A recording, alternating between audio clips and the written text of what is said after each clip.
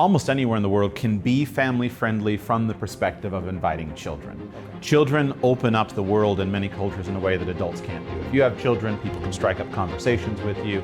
They can open up opportunities for you. One of the best ways that you can go where you're treated best is to go to where your family legacy is likely to continue.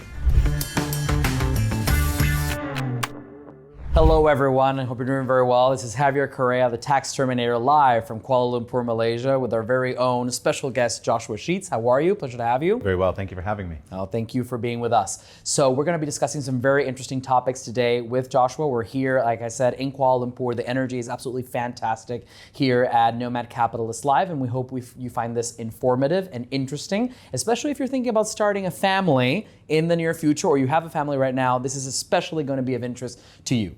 So, first of all, thank you again for joining us, and congratulations on your 6th child, right? My pleasure, yeah, 3 weeks ago. So I had to leave my wife and children at home in Brazil and fly straight here, so. Oh my God, well, congratulations again. A healthy, beautiful baby boy, right? Yes. Right, well, fantastic. Number 6. So the first obvious question I think in everyone's mind is, how do you handle it? So 6 children, that in of itself is an achievement in the 21st century. I think one of the most important things to recognize about children is that normally, they come one at a time. Okay. And so any kind of lifestyle can be built, but you build it slowly and your skills adapt and grow with time. I tell new prospective parents that I vividly remember my wife and I when we had our first baby, and I remember how hard it was. It was so difficult. And yet now, I had an experience some months ago where 2 of our children were off at camp and we were home with 3 children, and it just felt like, what is there to do? We had nothing to do. But I remember when we had 3 children, it didn't feel that way. And so every aspect of parenting is like that. You start off and it's difficult, it's hard, you're worn out, you don't know what to do, but then over time you develop skills, you develop strategies, and if you engage with those, then you do that. And the same thing applies even to internationalization. So it becomes easier with each child, you would say? Easier is a loaded word. I don't know that I'd want to say it becomes easier. You become better and you become more capable of doing more. I like that perspective, okay. The point of life is not to do easy things. All of us, the point of life is to grow in our capacity. So I would never say that having 6 children is easier than having 1 child. Of course not. But as your skills grow with 1 child, then you're prepared for 2. And as your skills grow with 2, then you're prepared for more. And then when you have 6, it's still difficult, just like it was with 1. But now 6 doesn't feel, it's not 6 times more difficult. Your skills have grown.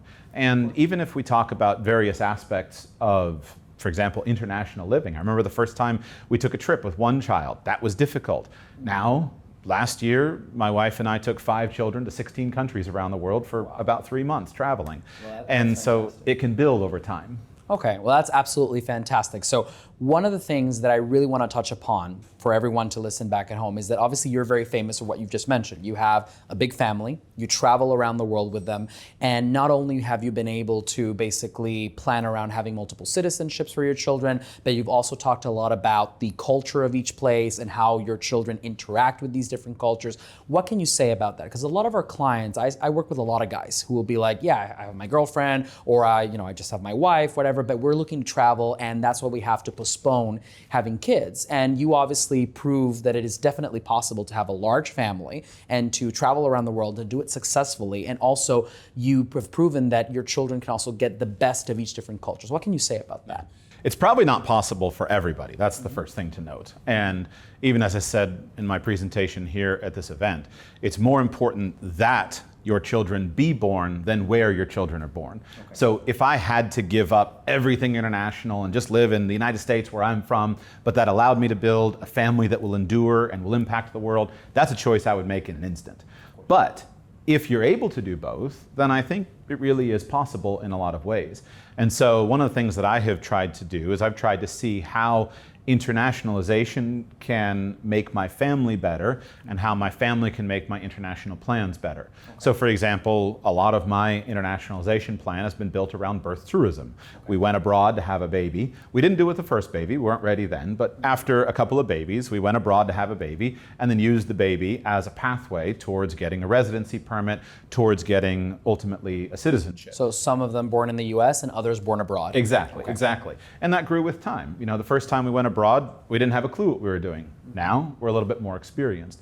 But then the other side of it is that I've tried to use the world to improve my family life. So the reason I travel with my children is I like traveling with my children. I like the challenge of it. I like the difficulty of it. Listen to that back at home. It's traveling with your children. Now, a lot of people avoid that and say it's a nightmare, but here you have Joshua saying it's possible, and it's not even that. You actually enjoy it. I do. So that's actually great. Okay. I do. I look at Instagram influencers where there's a guy out there, just him or a young couple traveling the world, and they're all about, well, this is why we don't have children, so that we can travel the world. And to me, that's fun and all. I like to travel myself sometimes. I like to take my wife to cool places, but it's way more fun to take 4 or 5 children with you and show them the world and see the wonder that comes through their eyes. And so I look at that, and I think honestly, if people had the experiences that I had, most people would be jealous of me, because it's more fulfilling to show those things to a child than the other things. I love that word, fulfilling, because you're training the next generation, the new generation, and you're leaving behind a beautiful legacy of travel, of languages, of culture. And I would like to ask, in all these places you've been to, like, which have been the most family friendly in your experience? Almost anywhere in the world can be family friendly from the perspective of inviting children. Okay. Children open up the world in many cultures in a way that adults can't do. If you have children, people can strike up conversations with you. They can open up opportunities for you. The difficulty of traveling with children comes down to infrastructure. So I'll give an example. Okay. The hardest place that I have traveled in the last few years has been Cuba. Okay. I took my family to Cuba. Okay. It was brutally difficult, not because of the Cuban people or anything. We had a lovely time with the Cuban people. Everyone was very nice. We got stared at everywhere we went. We had conversations everywhere. But because the infrastructure of Cuba is so difficult, it was very, very difficult to find a place to stay. It was very, very difficult to find a place to eat. It was very, very difficult to negotiate things, because you have to show up in Cuba with piles of cash in your pocket. And so everything was hard about that. Obviously, also with a larger family, things like transportation are difficult. The best place that we've traveled in the last few years was Hungary. And the reason that was it Budapest? Budapest, okay. yeah, in Budapest. So one of the reasons why I loved traveling in Budapest so much was that the transportation was super easy. Transportation logistics around the world can be very difficult. We need 2 Ubers everywhere we go. How are you going to communicate that? How are you going to stay together? In Budapest, the trains, the buses, the subway, everything is fully integrated with Google Maps. Cool. I got a family pass. I think I paid 15 euros a day for all of the day's transportation. And all you had to do if you wanted to go see something was pull out Google Maps, type in where you wanted to go. It told you whether to take the train. It had live updates, and that made everything easy. So nice. Everywhere can be family friendly, or at least everywhere I've been. You've made everywhere family friendly, basically. The logistics, of course, can vary. And so the other question there is, for example, you talk about this family pass in Hungary, and you went to Cuba. How much time do you spend with your family in each destination? Do you have destinations where you say, like, okay, let's say you talk to your wife and say, okay, honey, this place is, I'm more interested here, so we're going to stay here for about, 3-4 months, and then other places maybe just go for a week. How do you decide that? I decide it primarily based upon the cost of airplane tickets. Oh, so remember, every time I take a trip, I buy 7 airplane tickets. Right. So you take all the costs of traveling and multiply everything times 7. Okay. So the secret to inexpensive travel, right? I'm a personal finance guy. The secret to inexpensive travel is this. Find out where it's cheap to go and when it's cheap to go there, and then figure out what's interesting to do. Gotcha. So that matters if you're a solo traveler, but it matters even more if you're buying airplane tickets 7 or 8 at a time. So what I've developed is I've developed a skill of basically saying, where's the broad structure of the place that we want to go? We'd like to go to this region. So first I find my ticket from where we are to that place. And then I start browsing around what would be interesting. And I try to bring in a couple of interesting transfers. So for example, when we went to Budapest, we came to Budapest, or we left Budapest and went to Belgrade, right? And took the bus. Super easy, simple bus. Showed us off. I didn't want to fly. If we could have taken the bus, a 4 or 5 hour bus ride, that was a great way. So I looked for some connections. And then I structured the trip around basically airplane tickets, trying to spend enough time in each place that you're not feel like you're always on an airplane, but not so much that you're just living there for weeks and weeks. Then I'll go back and try to fill in, all right, we have 3 or 4 days in Budapest, so what should we do over the course of 3 or 4 days? And then kind of fill in the activities. The other thing is, of course, trying to figure out what kinds of actual activities are going to make a family trip good. So you might have a school or a camp or something that you're trying to do. So for languages, for example, one of the things I like to do is try to say, how can I enroll my children in a summer camp in the foreign language. So if you're traveling to Germany and you find a really great German language summer camp and you're going to enroll your children in that, then use that as the structure and then plan a couple of side Do your trips. children speak multiple languages at this point? Yeah, that's been a huge passion of mine. So they're all at different levels, but over the last few years, I feel like I've cracked the code on teaching languages to children. Oh my God. Okay, So- this is a big one, folks. So in today's interconnected world, this is extremely valuable. Recommend you take notes on this one. So what is the code? How did you crack it? All right, so I'll explain. So 5 years ago, we were a monolingual family. Okay. Today, Just English. just English, Okay. right.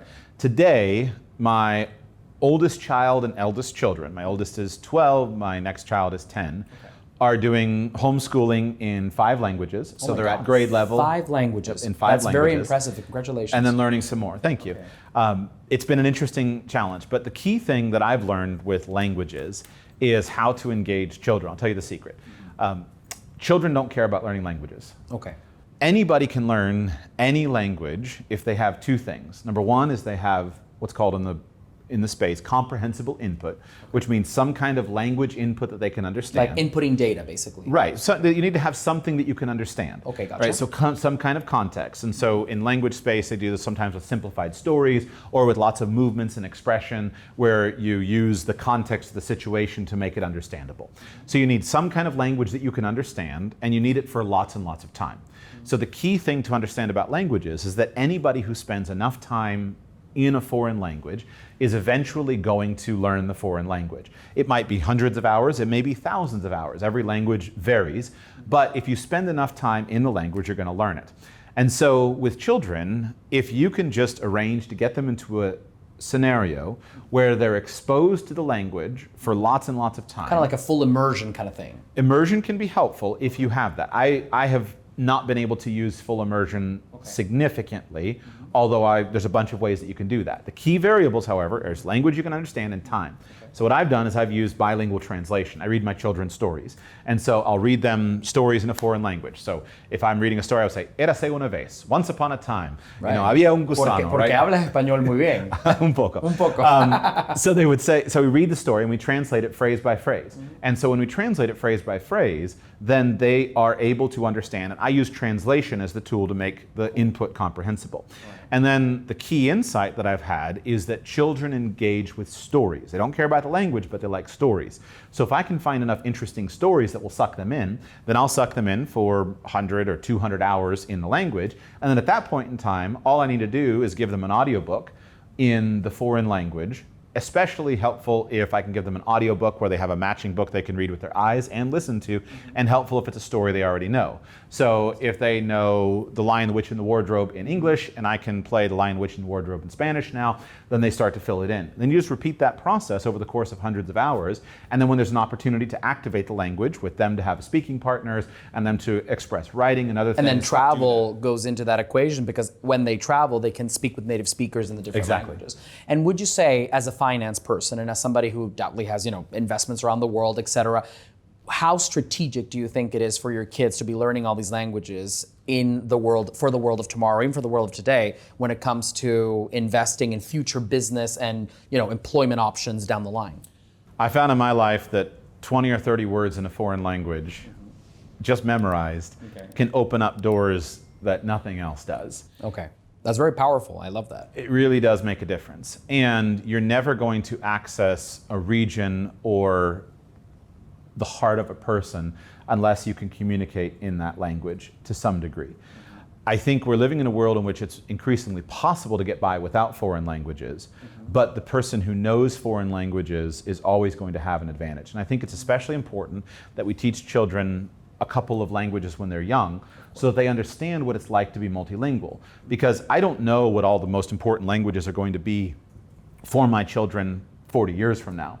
But what I do know is that once you master one second language, you have the confidence to be able to go on and build from there and to learn any other language. And so even in the expat space, as I talk to people, they say, well, I moved to this place, but I just couldn't handle the language.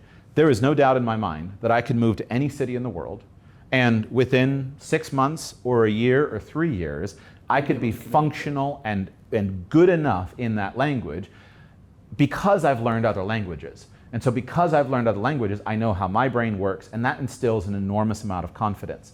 Because what's likely to be the key is not that any child who speaks Chinese is going to be successful in the world, right? There's lots of people who speak English and Chinese at a level that I'll never speak or my children will never speak. But the key is going to be somebody who is able to go and learn a local dialect in Kenya somewhere, and then be able to be a specialist in that particular region or that particular industry. And he's the guy. And he's the guy. Exactly. He's not the one of a bazillion English and Chinese speakers. He's the guy who speaks this local dialect and can communicate that to the English or the French with companies. those local people. Exactly. No, Right. I see what you mean.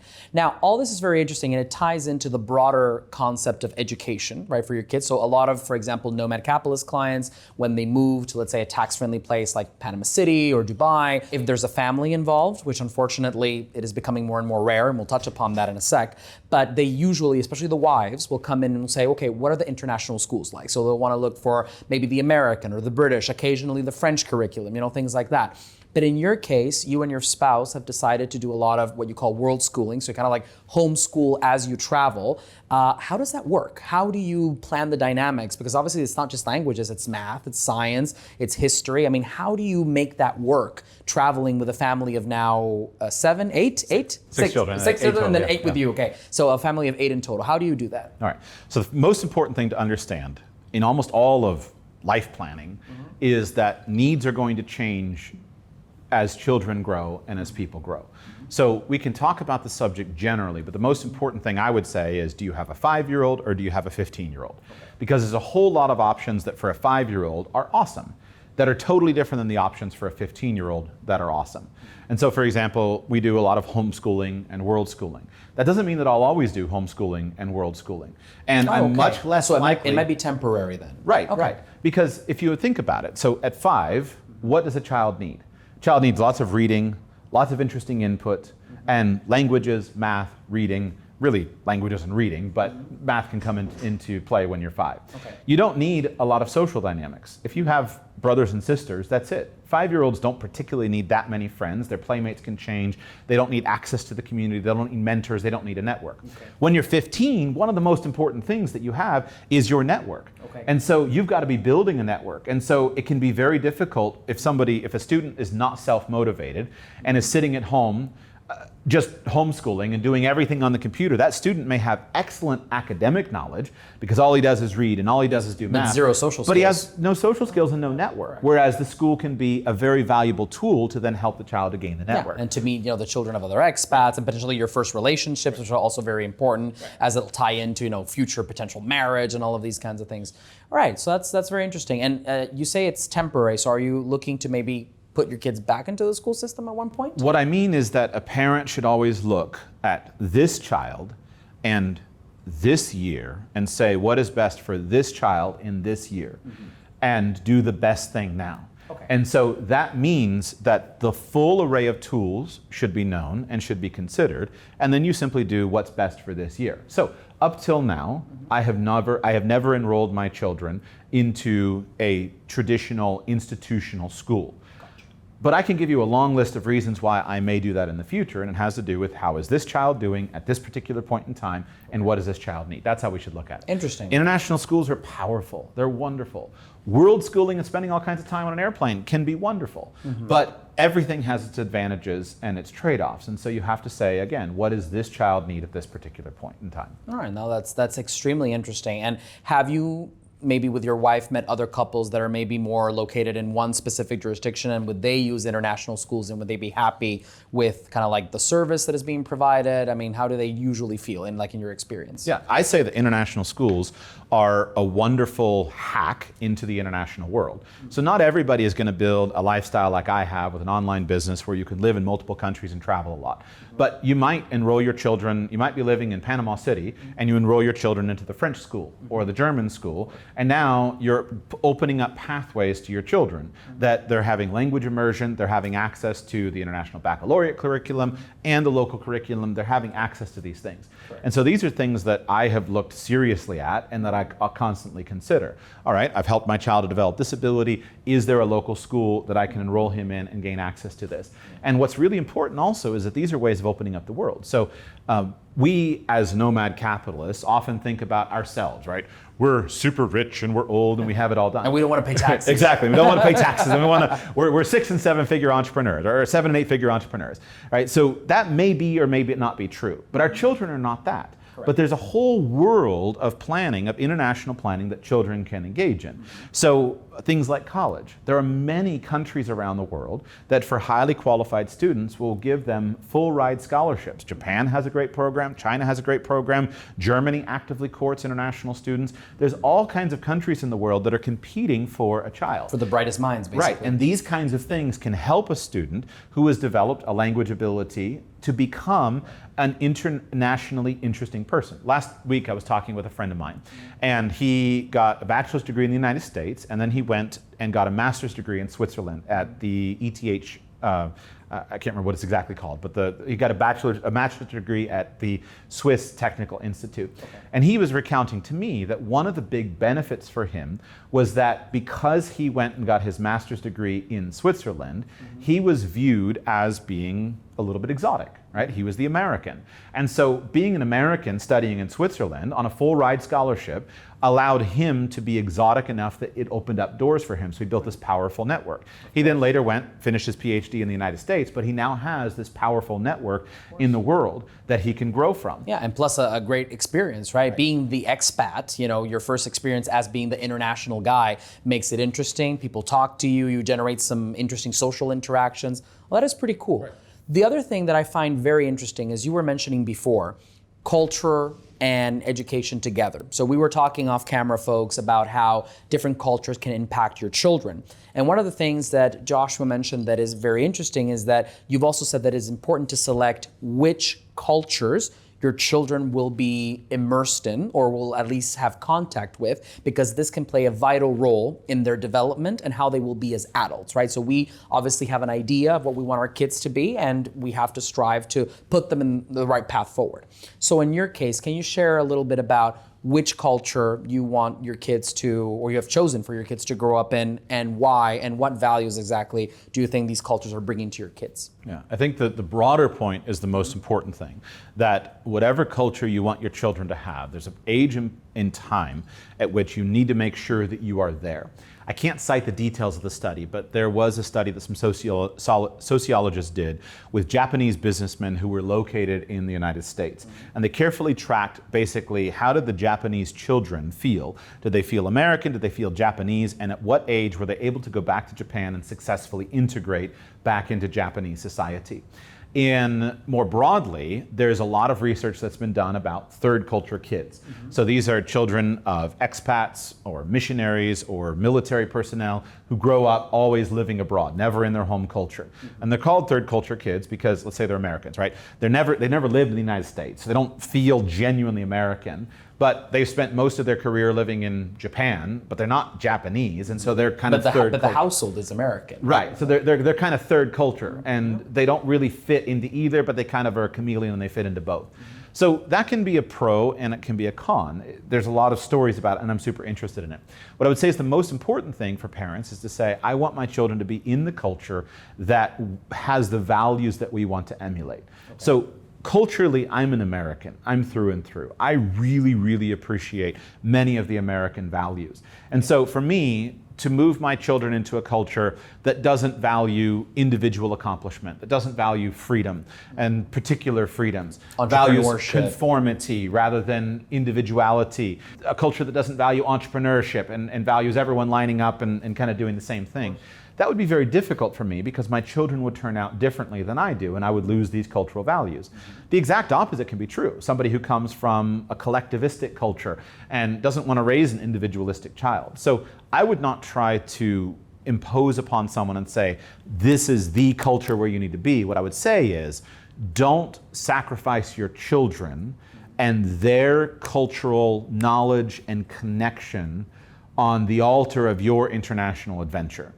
You can have international adventures, but pay attention to where you are in the life cycle of children. And to expand on that point for just one moment. Up till now in my life, with my eldest child being 12, I've not really paid much of any attention to what's best for my children in the context of the culture. Because wherever I go, that's where my children are. And again, since we homeschooled, it's a little bit easier. I don't have to worry too much about that. Right. But I'm very conscious of it at this point in time. And I would not want to live in a place where I could not effectively launch my teens into the world at this point in time.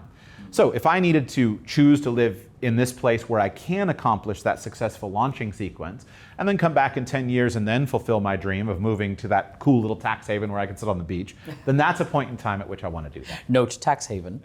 All right, no, that's very, very interesting. And what you say there about, not sacrificing your values as parents, right, whatever they may be, right, Western, non-Western, et cetera, is definitely very interesting, because ultimately it's also about creating a legacy, right? We want our kids to also carry the torch of whatever our values are and make sure that continues. And actually, now that I'm bringing up legacy, I wanted to briefly touch upon the point of demographics. We were talking off camera, folks, about the fact that, we're getting fewer and fewer families. More people are staying single for a longer period of time, or even young couples are delaying having children or delaying marriage altogether, more and more. And so you have people in their 30s and their 40s that are, not having children, especially in Europe, North America, maybe doing slightly better in that regard, but still not trending in the right direction. So as a person who's had multiple children, do you see this as something of a contribution to the bigger picture? Like, do you think demographics, how is that shaping the world? How do you view this in the global context today? I'm deeply concerned with it. As far as I'm concerned, this is the issue that during this decade and for the decades to come is going to be the most talked about crisis and issue of our time. And let me just put a point on it with regard to the actual numbers and why this matters so much for us as individuals. One of the best ways that you can go where you're treated best is to go to where your family legacy is likely to continue.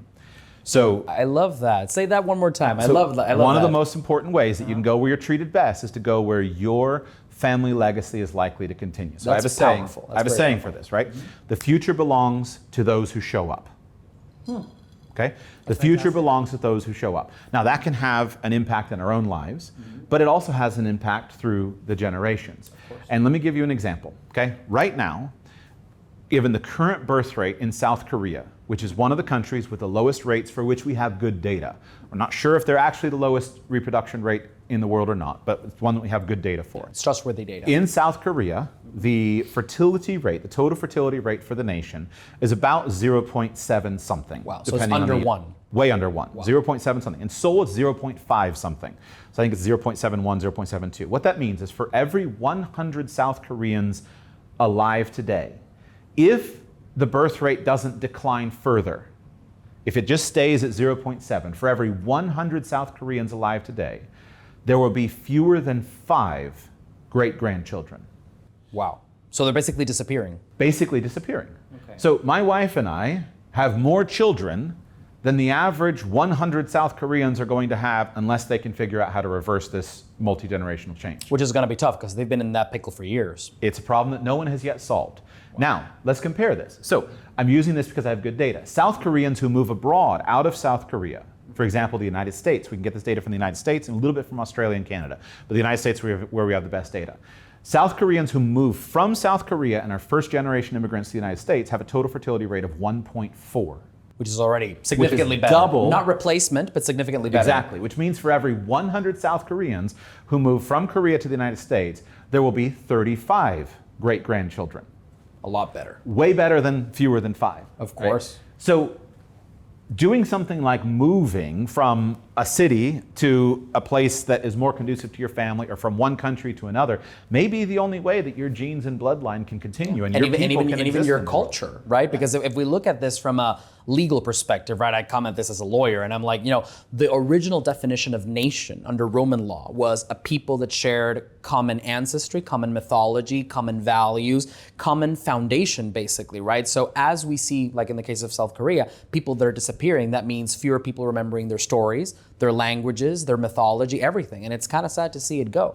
But it's not just a South Korean issue, is it? Because a lot of people say, well, but the Latin Americans are always having more kids. We can always import people from there. But the reality is that, I'm from Latin America. You've spent a lot of time there. The reality is Latin America may be doing slightly better, but it's, just a couple of years behind. That's it. It's really not. Right now, in basically all of the Americas and the Caribbean, and there are minor exceptions of one particular country in a year, but basically, it's basically true to say that all of the Americas, which includes South, Central, and North America and the Caribbean So is below Canada replacement to rate. Argentina. Canada to Argentina and include the Caribbean is all below replacement rate. Okay. Wow. So people talk about immigration to the United States from Latin America, and they say, oh, well, there's going to be Latin American immigrants. No, they're all done. They're all gone. There's no more big waves of Those who immigration. are going to go there went there. They're done. They're done. And the people are running out of babies. And so all the big nations in the Americas, same thing. The only region in the world, first of all, there is only one developed, wealthy country in the world that has dramatically above replacement rate. Really? Okay. Only one. Which one? I'm discovering this with you folks. Israel.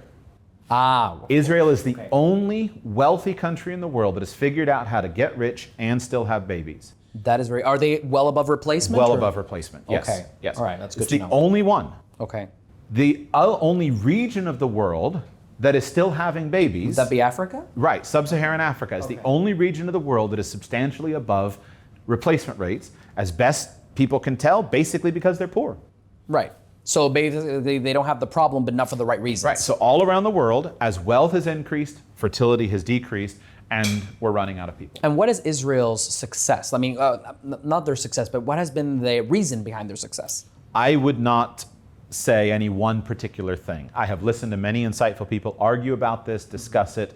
I would just commend people to the research. If you look at it, what Israel has accomplished is basically building a culture that encourages childbearing. Okay. And I think there are a lot of things. So again, the people who are very involved in this space have a lot of really good arguments. Is it housing, for example? Cities are deathly for procreation, and yet cities are very good for relationship formation. Okay. And so when I'm coaching young people, I probably give some advice that says you should have a plan to move to the city, to find a wife, find a husband, and you should then have a plan to leave the city to have children. So is it apartment size? Is it cities? Is it suburbs equal family or rural areas? So exurbs and suburbs equal family, cities equal more like childless relationships. It's a pretty clear trend, yeah. Okay. But Israel denies that because Israel is very urban, very urbanized. But Israeli apartments tend to be larger than they are in some other countries. So I'm not expert enough to say exactly why. There are about a dozen factors that are all looked at that we can be testing, we should be testing to see what works and what doesn't.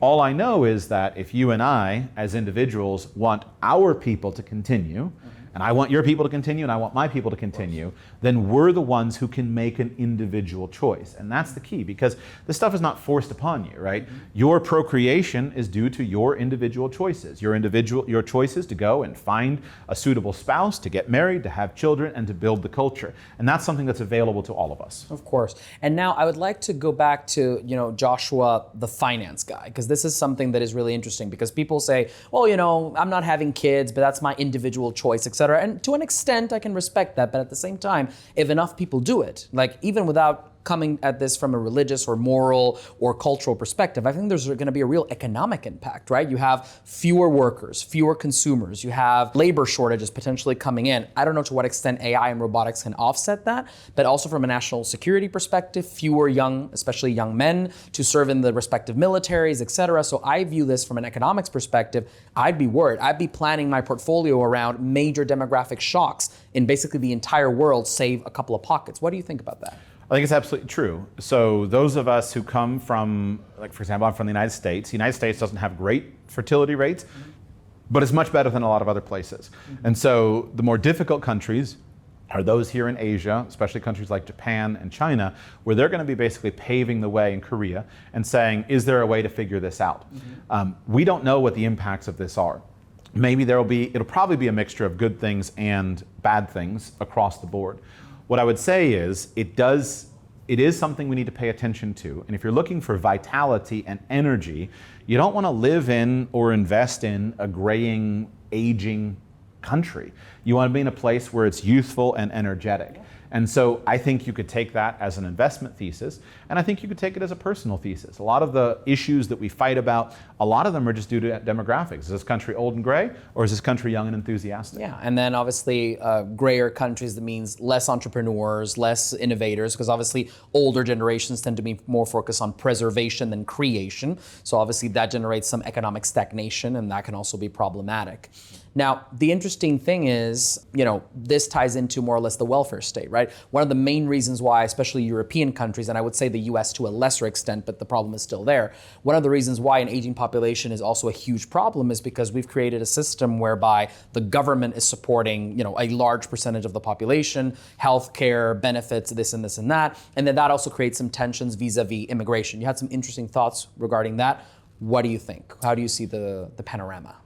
The welfare state was basically predicated on having lots of workers paying lots of taxes to support a small number of retirees. By the way, I want to insert, as I answer your question, I want to insert one thing that people need to be aware of. Two things that seem contradictory are both true and will continue to be true over the coming years. The first thing is that we have a population crisis. The second thing is that global population is continuing to rise and will continue to rise for the coming years. Both of those things are true simultaneously. And so you can open up a newspaper and on page 1 you can say we have a population crisis, and on page 2 you'll see the world has hit a record large population. And that creates a lot of cognitive dissonance for people. But the basic reality is we have lots of old people that we're keeping alive for longer. Right. Which life expectancy is increasing, and we don't have enough babies. And more importantly, in many countries of the world, it's not that we don't have enough babies, it's that we don't have enough young women who can have babies. So one of the things about demographics is that it is highly certain and extremely slow moving. We know today exactly how many 25-year-old French women there will be in 20 years. Exactly. Because we know exactly how many 5-year-old girls there are in the world, in France. And so we can calculate that with certainty. But the impact of those women and the babies they can have won't be even seen for another 20 years. So we can predict these things, but yet the crisis kind of takes a long time. So with demographics, the same thing. We know that all around the world, most countries that have robust welfare states are running out of money and running out of people, and they're making enormous changes. And those changes you can just expect them to continue and expect them to continue to create enormous unrest. Gotcha. Well, it seems like, unfortunately, we're moving into a bit of a Children of Men type scenario. Have you ever watched that movie? I haven't. Oh, you should. It's all about, so for anyone watching at home, it's a good movie. I don't know if I can advertise this on YouTube. It's a great movie. So it opens up, just to give you a little teaser, 18 years into a global fertility crisis. Humanity has not been able to have children for 18 years. Societies have collapsed, and you're introduced to like a dystopian version of the United Kingdom where it's graying, it's decaying, and then basically your protagonist goes through a couple of adventures in that decaying world. But basically, it's the representation of everything you're saying could happen turned up to 11, because obviously it's a movie. So highly recommended if you're interested in the topic. Well, Joshua, it was absolute pleasure to have you on board. I think everyone watching at home, around the world, in your office, in your car, wherever, I think this was an interesting topic for you to take into consideration for your investment portfolio, for your plans moving into the future. Bottom line, definitely possible to have a family and live an international lifestyle, 100%. You agree? 100%. We're good. Joshua Sheats, thank you so much. My pleasure.